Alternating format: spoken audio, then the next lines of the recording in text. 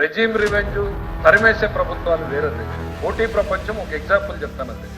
Arcelor metal company పక్కన ఉన్నటువంటి ఒరిస్సా రాష్ట్రంతో 3 సంవత్సరాలుగా ప్రయత్నం చేస్తుంది అధ్యక్ష. స్టీల్ ప్లాంట్ పెట్టాలని 3 సంవత్సరాలుగా వాళ్ళు క్లియరెన్స్ తెచ్చుకోలేక ఒరిస్సా తరమేలేదు అధ్యక్ష. We have given them attractive package. Lokesh గారు మాట్లాడి ఒక లీడ్ అందింది అధ్యక్ష.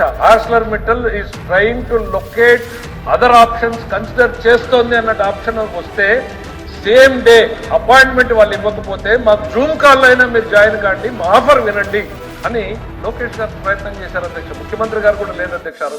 ఇమీడియట్ లో జూమ్ కాల్లో వాళ్ళు ఆఫర్ చేసిన తర్వాత then they said you come and give your proposal. మేము మా టీంని పంపించాం అధ్యక్ష. టీంని పంపించి ఆర్సలర్ మెటల్ ఇవాళ రియాలిటీ అధ్యక్ష. రైట్, ఇది రియాలిటీ. మా మంత్రి గారు కాన్స్టిట్యున్సీలో పెడతా ఉన్నారు అధ్యక్ష. దాని మీద మేము క్లారిఫికేషన్, గవర్నమెంట్ ఆఫ్ ఇండియాలో వాళ్ళకి చాలా ప్రాబ్లమ్స్ వచ్చినాయి అధ్యక్ష. మైనింగ్ మీద ఛత్తీస్గఢ్ నుంచి మినరల్ ట్రాన్స్పోర్టేషన్ ప్రాబ్లమ్స్ వస్తే గౌరవ ముఖ్యమంత్రి గారు ఆయన విట్నెస్ అధ్యక్ష.